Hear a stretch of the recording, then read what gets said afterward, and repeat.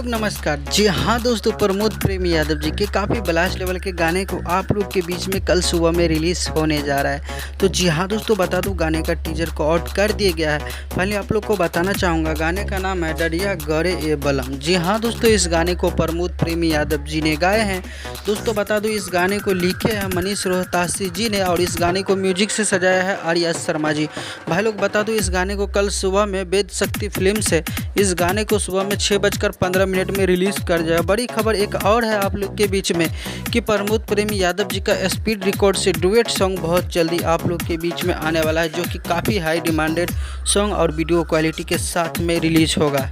जी हाँ दोस्तों, उसका कल आप लोग को वीडियो मिल जाएगा, कल सुबह में या तो शाम में मिल जाएगा। फाइनल पोस्टर को रिलीज़ कर दिया गया है और मेरे पास पोस्टर भी आ गया है। तो कल तैयार रहिएगा, क्योंकि 18 तारीख को वो गाने को रिलीज़ किए जाएंगे। कल पोस्टर रिलीज होगा स्पीड रिकॉर्ड भोजपुरी वाले, तो तैयार रहिएगा। यही था लेटेस्ट अपडेट और इस गाने को टीजर को देखिए और चैनल को सब्सक्राइब कीजिए और वीडियो को लाइक करिए। मिलते हैं नए वीडियो के साथ, तब के लिए बाय, टेक।